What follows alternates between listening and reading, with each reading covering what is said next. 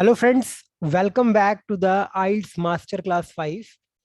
इस क्लास में हम डिस्कस करेंगे राइटिंग टास्क 2 को कंप्लीट डिटेल में, एक एक लाइन के अंदर डिस्कस करेंगे। एक एक लाइन में आपको दिखाऊंगा कि आप कैसे लिख सकते हो। But before starting the class, अगर आप किसी भी तरीके से आइल्स की ऑनलाइन ऑफलाइन क्लासेस के अंदर इंटरेस्टेड हैं, स्टडी वीज़ा, वर्क वीज़ा या पीआर में आप इंटरेस्टेड हैं, तो आप डेफिनेटली इस नंबर पे कांटेक्ट कर सकते हैं। जल्दी से स्टार्ट करते हैं अपनी आइल्स की मास्टर क्लास 5। तो अब देखते हैं भाई, आइल्स का टास्क 2। अब देखिए, ये बात हम पहले भी डिस्कस कर चुके हैं कि जो आपका टास्क 2 होता है वो 6 बैंड्स कैरी करता है। 40 मिनट सजेस्टेड टाइम होता है। हालांकि आप 40 मिनट से ज्यादा टाइम भी ले सकते हैं और 40 मिनट से कम भी ले सकते हैं, बट कंप्लीट टाइम जो राइटिंग के एग्जाम के अंदर आपको मिलता है आइल्स के, वो 1 आवर होता है, जिसमें टास्क 2 टास्क 1 दोनों आपको कंप्लीट करने होते हैं। वर्ड लिमिट जो सजेस्टेड होती है वो एटलीस्ट 250 वर्ड्स की होती है, कि अगर आप 250 वर्ड से कम वर्ड्स लिखेंगे तो डेफिनेटली चांसेस है कि आपके बैंड्स डिडक्ट हो जाएं। लेकिन वी जनरली रिकमेंड कि अगर आप 250 से 300 वर्ड्स लिखें तो ये एक अप्रोप्रिएट लेंथ है। ना ही बहुत ज्यादा लिखने का फायदा होता है और ना ही बहुत ज्यादा कम वर्ड लिखने का फायदा होता है। तो जल्दी से एक क्वेश्चन के थ्रू समझते हैं कि हमें अपने आइल्स के टास्क 2 के अंदर किस तरीके से आंसर को समझना है और आंसर को लिखना है। तो देखिए, ये हमने क्वेश्चन ले रखा है। जल्दी से क्वेश्चन की स्टेटमेंट को देखते हैं। Nowadays, more and more school going children are carrying mobile phones with them. अब एग्जामिनर आपसे पूछ रहा है कि आज के टाइम के अंदर ज्यादा से ज्यादा स्कूल में जाने वाले बच्चे मोबाइल फोन को अपने साथ लेके जाते हैं। Do you think that the advantages of carrying mobile phones are more in comparison to disadvantages? अब वो कह रहा है कि आपको क्या लगता है कि जो फायदे हैं मोबाइल फोन्स को कैरी करने के, वो ज्यादा हैं इन कंपैरिजन टू डिसएडवांटेजेस, उसके नुकसान के मुकाबले में? तो अगर आप ध्यान से देखें तो इस स्टेटमेंट में दो पार्ट्स हैं। तो मतलब आइल्स का जो आपका एसे होता है वो आपको क्वेश्चन की दो पार्ट्स देता है। पहला पार्ट क्या है? पहली है आपकी स्टेटमेंट। अब ये स्टेटमेंट क्या चीज है? जो भी आपने यहां से यहां तक का पार्ट देखा है, ठीक है जी, इधर से लेके इधर तक जो भी अपना पार्ट है वो अपना है क्वेश्चन की स्टेटमेंट। मतलब वो बात उसने आपको कह दी है। आप ये नहीं कह सकते हो कि नहीं सर, आजकल तो बच्चे मोबाइल फोन कम लेके जा रहे हैं। आपको यही मान के इस एस्से को लिखना होगा कि हाँ, आज के टाइम के अंदर मोबाइल फोन को बच्चे लेके जा रहे हैं स्कूल में और उनका नंबर बढ़ता जा रहा है। ठीक है। दूसरा पार्ट आपका आता है क्वेश्चन रिगार्डिंग स्टेटमेंट। अब उसके रिगार्डिंग जो स्टेटमेंट आपको एग्जामिनर ने दी है, उसके ही रिगार्डिंग वो आपसे क्वेश्चन पूछ रहा है। वो क्वेश्चन पूछ रहा है कि क्या आपको लगता है कि ये जो बच्चे मोबाइल फोन लेके जाते हैं उसके फायदे ज्यादा हैं उसके नुकसान के मुकाबले में? तो ये बात उसने आपसे पूछी है। अब जल्दी से देखते हैं आपको क्या करना है। अब देखिए, सबसे पहला आपका काम है जिसके अंदर मैक्सिमम स्टूडेंट्स गलती भी करते हैं, इवन तक के वो स्टूडेंट्स भी गलती करते हैं जिन्होंने प्रॉपरली 3-4 महीने से आइल्स की तैयारी कर रखी है, कि वो क्वेश्चन को देखते हैं और साथ ही लिखना शुरू कर देते हैं अपनी नोटबुक में। ये सबसे बड़ी मिस्टेक है। यहाँ पे आपको टाइम लेना है और आपको दोनों साइड्स को डिस्कस करना है और एक प्लानिंग करनी है प्रॉपरली। ये सबसे क्रूशियल एस्पेक्ट है आपके राइटिंग के टास्क 2 का। आप क्वेश्चन को पढ़िए, क्वेश्चन को समझिए और उसको समझने के बाद जस्ट प्लानिंग कीजिए। अब प्लानिंग क्या होती है, क्या करना है आपको? रफ वर्क में जो क्वेश्चन ने आपसे बात पूछी है, जैसे यहां पे उसने एडवांटेजेस और डिसएडवांटेजेस के बारे में पूछा है, तो आपको एक साइड लिख लेना है एडवांटेज और दूसरी तरफ लिखना है डिसएडवांटेज। अब ये सारा काम आप रफ वर्क में करेंगे। अभी आपने अपना एस्से लिखना स्टार्ट नहीं किया है, ये उससे पहले की प्लानिंग है कि आपको क्या चीज करनी चाहिए जब आप एक टास्क 2 जो 6 बैंड का है आप उसको अटेम्प्ट कर रहे हैं। अब अगर बात करते हैं तो मेरे दिमाग में एक पॉइंट आया कि अगर बच्चों को मोबाइल फोन दिया जाएगा तो उससे क्या फायदा होगा। तो है Parents can easily know about the exact location of their ward. In case of emergency, child can immediately call their parents. तो हमने एक बात दिमाग में आई कि अगर बच्चा मोबाइल फोन को स्कूल में लेके जाता है और बच्चा कहीं पे आ रहा है, उसमें लेट हो गया है, कुछ भी कारण से वो उस टाइम पे नहीं आया जिस टाइम पे वो जनरली अपने घर आ जाता था, तो उस पर्टिकुलर केस में पेरेंट्स मोबाइल फोन की लोकेशन की हेल्प से ये जान सकते हैं कि उनका बच्चा कहाँ पे है। तो ये मुझे एक फायदे का दिमाग में पॉइंट आया, तो मैंने ये अपना प्लानिंग के अंदर लिख दिया है। ये भी मेरा रफ वर्क चल रहा है। अब मूव करते हैं डिसएडवांटेज। अब मेरे दिमाग में क्या क्या चीजें आई कि क्या नुकसान होंगे। अब देखिए, बहुत कॉमन सी बात है कि अगर बच्चा मोबाइल फोन स्कूल में लेके जाएगा तो वो इट में भी गेम्स खेले उसके ऊपर, क्या पता उसमें वीडियो देखे और उसका पढ़ाई की तरफ ध्यान ही ना हो। तो मेरे पास एक पॉइंट क्या है, they can get distract from their studies, कि वो अपनी पढ़ाई से डिस्ट्रैक्ट हो जाएंगे, भटक जाएंगे। ये मेरे पास एक पॉइंट आया डिसएडवांटेज का। दूसरी बात मेरे दिमाग में आई कि आजकल जो भी मोबाइल फोन होते हैं उनके अंदर इनबिल्ट कैमरास होते हैं। फ्रंट कैमरा भी होता है, बैक कैमरा भी होता है। तो कहीं ना कहीं ऐसा हो सकता है कि एक स्टूडेंट बच्चों की, दूसरे बच्चों की फोटोज खींच ले, कुछ ऐसी फोटोज खींच ले कि जो उन्हें पसंद ना आए, और इट मे बी कि वो उनको सोशल मीडिया के प्लेटफॉर्म्स पे अपलोड कर दे। तो देखिए, ये एक दूसरा डिसएडवांटेज आ गया है कि जिसके अंदर बच्चा मोबाइल फोन अगर लेके जा रहा है तो कहीं ना कहीं एक नुकसान है। तो अब इतनी मैंने प्लानिंग कर ली है, मैंने टॉपिक को देखा, मैंने रफ वर्क के अंदर एक लाइन ड्रॉ करी, और मैंने एक शॉर्ट में, इसको आपको डिटेल में नहीं लिखना है, आप अपनी फायदे के लिए लिख रहे हैं, ये अपने बेनिफिट के लिए लिख रहे हैं, तो आप जितना मर्जी शॉर्ट में इनको लिख सकते हैं। तो मैंने ये चीज एक बार नोट डाउन कर ली है। अब आगे क्या करना है। अब बात आती है कि हमने बात करी थी कि हम 5 पैराग्राफ बनाने वाले हैं अपने राइटिंग टास्क 2 के। और सबसे पहला पैराग्राफ जो हमारा होगा वो होगा हमारा इंट्रोडक्शन का। अब इंट्रोडक्शन के अंदर हम क्या करने वाले हैं, इंट्रोडक्शन को हमने 2 पार्ट्स में डिवाइड किया है। अब वो 2 पार्ट्स में कैसे डिवाइड किया है, हमें इंट्रोडक्शन में पहले करना है जो हमें क्वेश्चन की स्टेटमेंट गिवन है उसे हमें पैराफ्रेज करना है। पहली चीज हमें ये करनी है कि we have to paraphrase the question statement. Paraphrase का मीनिंग मैंने लास्ट क्लास में भी बताया था कि आपको जो अपना क्वेश्चन है, जो क्वेश्चन की स्टेटमेंट है, मतलब आपका ये वाला जो पार्ट है, आपको इसको अपने वर्ड्स में लिखना है इसको, ताकि एग्जामिनर ये समझ सके कि आपको क्वेश्चन बहुत अच्छे से समझ आ गया है।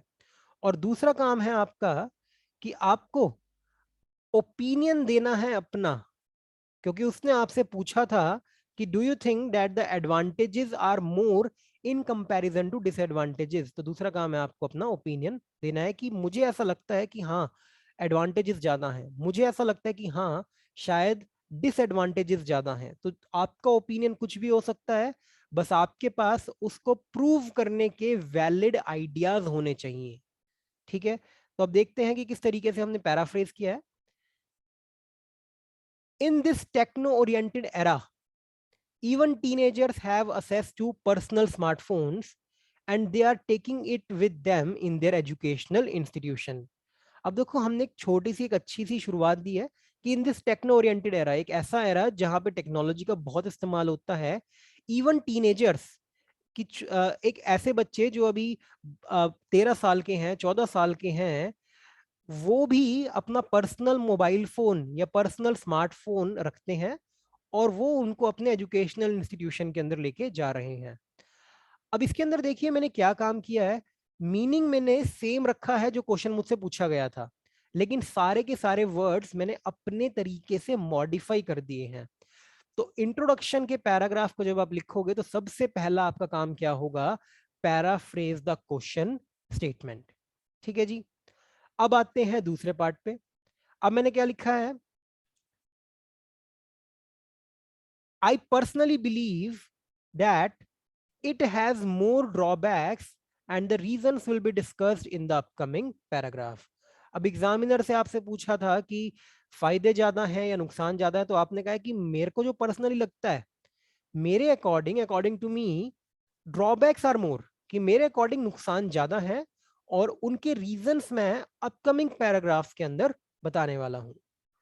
तो इतने पोर्शन से you are done with your introduction paragraph. ठीक है जी। अब इसके बाद आपको एक लाइन, एक ब्लैंक लाइन छोड़नी है ताकि एग्जामिनर को ये समझ आ जाए कि आपका इंट्रोडक्शन का पैराग्राफ हो गया है and you are moving towards the next paragraph which is body paragraph 1। अब बॉडी पैराग्राफ 1 में what we have to cover.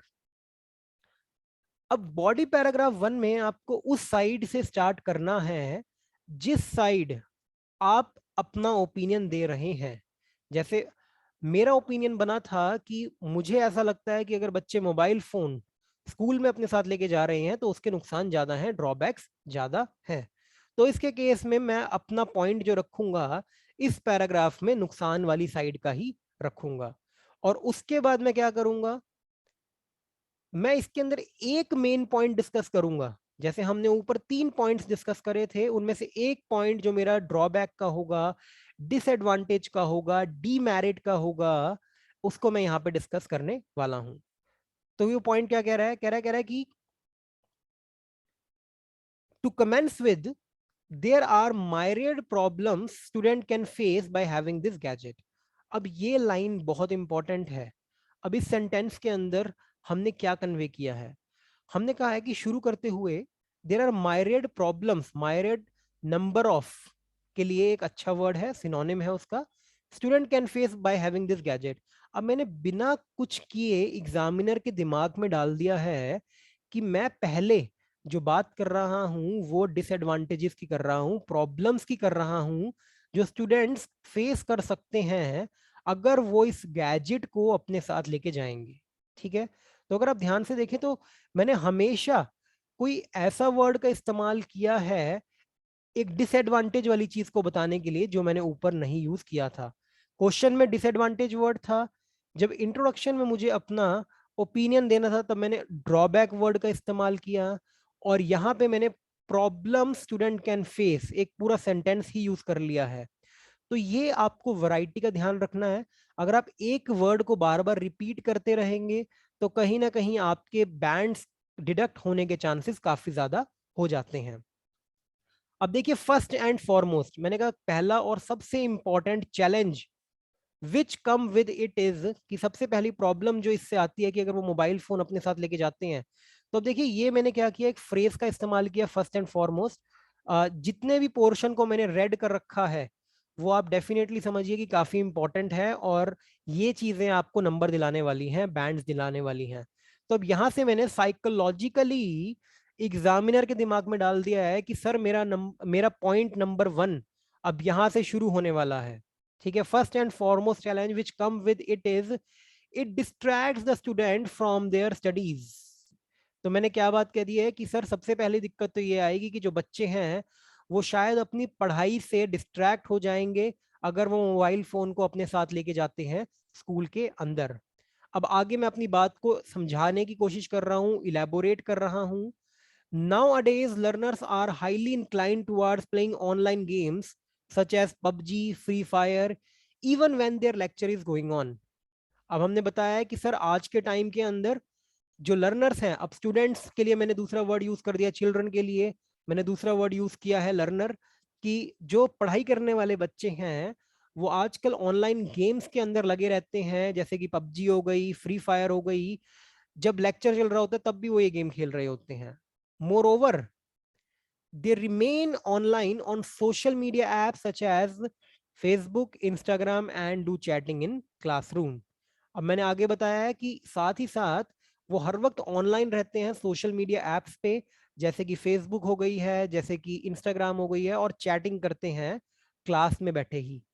तो देखिए इस पूरे पैराग्राफ में पहले मैंने अपना एक मेन आइडिया रखा कि वो डिस्ट्रैक्ट हो जाते हैं अपनी पढ़ाई से, और फिर उसको मैंने सपोर्ट किया है एग्जाम्पल की हेल्प से। यहाँ पे मैंने बताया कि सर वो गेम्स खेलते हैं जैसे पबजी, फ्री फायर, और सोशल मीडिया ऐप पे वो लगे रहते हैं, फेसबुक, इंस्टाग्राम, इन ऐप्स पे। तो इस तरीके से मैंने अपनी पूरी बात को कन्विंस कर दिया है एग्जामिनर को कि सर इसलिए मोबाइल फोन को स्कूल में लेके जाना बहुत ज्यादा प्रॉब्लमेटिक हो सकता है। अब मैं मूव करूंगा बॉडी पैराग्राफ 2 पे। और बॉडी पैराग्राफ 2 में भी मेरा सेम काम ही होगा, बट अब मैं एक नया पॉइंट डिस्कस करूंगा। अब मेरा सेकंड पॉइंट क्या है? अब मैंने देखिए यहां पे वर्ड यूज किया सेकेंडली। अब ये देखिए ये कीवर्ड की तरह मैं इस्तेमाल कर रहा हूं।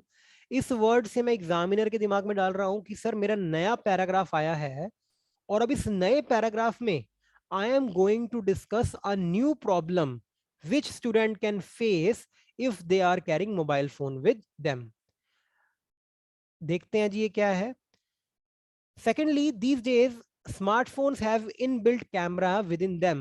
So children, due to lack of maturity, click inappropriate photographs of their classmates as well as teachers and upload them on social media.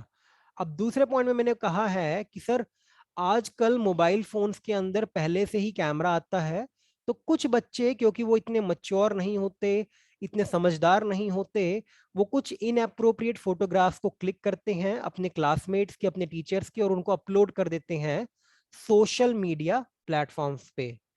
This thing can entirely disturb the personal and professional life of person with whom such an incident takes place। अब आगे हम अपनी बात को समझा रहे हैं कि सर ये जो चीज है ये कहीं ना कहीं पर्सनल और साथ में प्रोफेशनल लाइफ उस पर्सन की पूरी तरीके से डिस्टर्ब कर सकता है जिस पर्सन की फोटो को खींच के वो नेट पे डालने वाले हैं। ठीक है, तो इस तरीके से आपने अपना एक पूरा पॉइंट समझा दिया है। आप इसके अंदर एक एग्जाम्पल भी डाल सकते हैं, चाहे for example in Delhi one of the student whose inappropriate pictures were posted on Instagram committed suicide। ठीक है, ऐसा जरूरी नहीं है कि जो भी आप एग्जाम्पल डालेंगे वो डेफिनेटली रियल लाइफ से जुड़ा हुआ हो। ऐसा भी हो सकता है कि आप एक फिक्शनल एग्जाम्पल, अपने आप से सोचा हुआ एग्जाम्पल डाल सकते हैं, बट वो एग्जाम्पल बिल्कुल ठीक होना चाहिए अकॉर्डिंग टू द पॉइंट, कि जो पॉइंट आप डिस्कस कर रहे हो उससे मैच होना चाहिए। लेकिन ये मैटर नहीं करता है कि वो डेफिनेटली 100% जेन्युइन ही होना चाहिए कि हाँ जी ऐसा हुआ था। ठीक है जी, तो इस तरीके से मैंने दो पैराग्राफ में दो अलग पॉइंट्स अच्छे से समझाए, उनको इलेबोरेट किया और उसके बाद एक एग्जाम्पल भी देने की कोशिश करी अपने एग्जामिनर को। अब बॉडी पैराग्राफ 3 में मैंने क्या किया? अब बॉडी पैराग्राफ 3 में हमने अदर साइड को भी डिस्कस किया। अब अदर साइड को हमने कैसे डिस्कस किया है? उसके लिए हमने स्टार्टिंग में एक फ्रेज का इस्तेमाल किया है, ऑन द अदर हैंड। दूसरी तरफ बात करते हैं अगर हम, सम पीपल एसर्ट दैट, एसर्ट का मतलब है कि वो जोर देते हैं, उनका मानना है that in metro cities both parents are working, कि अगर हम मेट्रो सिटीज की बात करते हैं तो वहां पे दोनों पेरेंट्स ही वर्किंग है। And after the completion of school most of the learners directly go for coaching centres and sports academy. और जैसे ही स्कूल उनका कंप्लीट होता है, खत्म होता है, तो मैक्सिमम स्टूडेंट्स जो हैं वो कहीं ना कहीं या तो कोचिंग क्लासेस के लिए कोचिंग सेंटर्स में चले जाते हैं या स्पोर्ट्स एकेडमीज के अंदर चले जाते हैं अपनी स्पोर्ट्स क्लासेस के लिए। इन दीज केसेस, और ऐसे केसेस के अंदर the only way for parents to be connected with their ward is by giving them a phone. और इसके अंदर हमने क्या बात कही है कि ऐसी सिचुएशन में सिर्फ एक ही तरीका है पेरेंट्स के पास कि वो अपने वार्ड के साथ, अपने बच्चे के साथ कनेक्ट रह सकें, और वो क्या है, मोबाइल फोन उनको दे दें वो। तो अब ये देखिए आपने इसके अंदर दूसरा पॉइंट भी डिस्कस किया है कि सर एक फायदा जो मुझे लगता है कि आजकल पेरेंट्स क्यों फोन दे रहे हैं वो ये हो सकता है। बट इसके अंदर भी आपने कहीं ना कहीं ये कहा है कि दूसरे लोग ये मानते हैं, some other people assert that. तो इस तरीके से आप अपना पॉइंट बता सकते हैं दूसरी साइड का। अब लास्ट पैराग्राफ आपका आता है कंक्लूजन का। अब फाइनल वर्ड्स आप क्या कहेंगे अपने पैसेज के रिगार्डिंग, अपने एस्से के रिगार्डिंग आप क्या कहेंगे, आपको वो बताने हैं। ठीक है, तो इसको आप इन कंक्लूजन से ही स्टार्ट कीजिए, क्योंकि अगर आप इन कंक्लूजन से स्टार्ट करेंगे तो अगेन आप एग्जामिनर को साइकोलॉजिकली बता रहे हैं कि सर ये मेरा लास्ट पैराग्राफ है, अब मैं अपना एस्से एंड करने वाला हूं। In conclusion, I reckon that teenagers do not have any use of it in their schools, so it can only become a source of destruction of their future। अब आपने final बात कही है कि सर मेरे अकॉर्डिंग तो अगर एक टीन एज में बच्चा है और वो मोबाइल फोन का इस्तेमाल करता है स्कूल के अंदर, तो वो एक बहुत ही यूजलेस चीज है क्योंकि उसका कोई इस्तेमाल नहीं है। और वो सिर्फ एक बच्चे के फ्यूचर का डिस्ट्रक्शन का कारण ही बनेगा। ठीक है जी। तो ये 5 पैराग्राफ आपको बनाने हैं अपने राइटिंग टास्क 2 के अंदर, और इन 5 पैराग्राफ को 250 वर्ड से ज्यादा आपको लिखना है। जितना भी मैंने रेड मार्क कर रखा था उन सारे सेंटेंसेस को आप कोई भी ऐसे टाइप लिख रहे हो उनके अंदर आप एज इट इज यूज कर सकते हैं। अगर हम बात करते हैं बैंड डिस्क्रिप्टर्स की, कि किस बेसिस पे आपको राइटिंग टास्क 2 में बैंड्स मिलते हैं, तो वो 4 चीजें हैं। पहली चीज है आपकी टास्क अचीवमेंट। टास्क अचीवमेंट में आता है कि क्या आपने क्वेश्चन को पैराफ्रेज किया है, क्या आपने ओपिनियन दिया है, क्या आपने 250 वर्ड्स पूरे किए हैं, और क्या आपने 4 या 5 पैराग्राफ अपने एसे के अंदर इंक्लूड करे हैं। इस बेसिस पे आपको टास्क अचीवमेंट में नंबर मिलते हैं। दूसरा आता है कोहेरेंस एंड कोहेशन, कि जो आइडियाज आप रिप्रेजेंट कर रहे हैं क्या वो जो प्रॉब्लम पूछी गई है, जो बात डिस्कस हुई है, उससे मिलते हैं। कोहेशन का मतलब है कि जो आपने सपोर्टिंग आइडियाज दे रहे हैं क्या वो उनसे मैच कर रहे हैं, एग्जाम्पल एक दूसरे से मैच कर रहे हैं कि नहीं कर रहे हैं। तीसरा आता है लेक्सिकल रिसोर्सेज। लेक्सिकल रिसोर्सेज का मतलब है कि आप वोकैबुलरी के अंदर कितनी वैरायटी यूज कर रहे हैं। जैसे अगर हम यहाँ पे बात करते हैं तो मैं बार बार स्टूडेंट्स के लिए लर्नर्स यूज कर रहा था, कुछ जगहों पे प्यूपिल्स भी आप यूज कर सकते हैं, टीनेजर्स यूज कर सकते हैं आप चिल्ड्रन के लिए। तो आपको वैरायटी दिखानी है अपनी वोकैबुलरी के अंदर वर्ड्स की यूसेज में। और लास्ट पार्ट है आपका ग्रामेटिकल रेंज एंड एक्यूरेसी। क्या आप कनेक्टर्स का इस्तेमाल कर रहे हैं, क्या आप टेंसेस को प्रॉपरली यूज कर रहे हैं। तो ये सारे पैरामीटर्स भी आपको अपनी इंक्लूड करने होते हैं जब आप एक ऐसे को लिख रहे होते हैं। तो this is all about today's class. This is IELTS master class 5। अगर आपको किसी भी तरीके से कोई भी डाउट है तो डेफिनेटली आप कमेंट डाल सकते हैं, आप मुझे इस नंबर पर कॉल करके पूछ सकते हैं, मैसेज करके पूछ सकते हैं। और अगर आपको कोई भी IELTS classes, PT classes, study visa के रिगार्डिंग क्वेरी है तो आप डेफिनेटली हमें इस नंबर पे कॉल कर सकते हैं। Thank you so much. Do not forget to subscribe this channel and share this video with your friends.